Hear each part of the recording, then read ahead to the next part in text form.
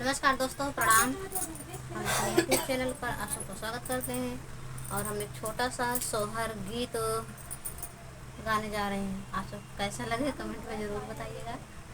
और हमारा सोहर अच्छा लगे तो वीडियो को लाइक कीजिए और हमारे चैनल को सब्सक्राइब कीजिएगा प्लीज़, क्योंकि ना हमारा सब्सक्राइब बढ़ रहे हैं ना हमारा व्यूज जा रहा है क्योंकि आप लोग सपोर्ट नहीं कर रहे हैं। इसी मारे बलमा सोवाई सुखानी दिया जगाए नाही जागई, जगाए नाही जागई हो।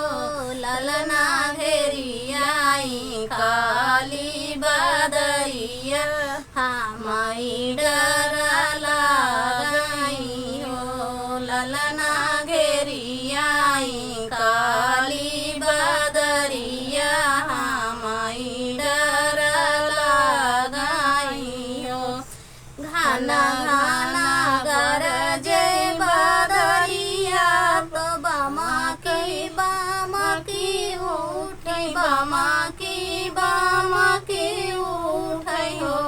ललना तानिक तानिक भाए भोरवा बलमा नाही जागई हो।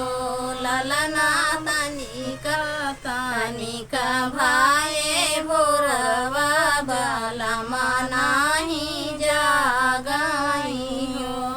सासु ननद बैरनिया ओ सरवा में जागई, ओ सरवा में जागई हो।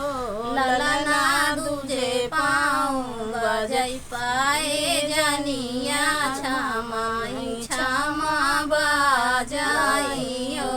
ललना दूजे पाँव बजई पाए जनिया छमाई छमा बजाई हो। भादों की रातिया नियरिया हमारी नहीं भावे, हमारे नहीं भावे हो। ललना कोई लरिमा चावैला गई सोरत मोरवा कुहू की बोलाई और वाकू की बोलाई हो। ललना लाख जतन काई डाले तपिया नाही जागई, तपिया नाही जागई।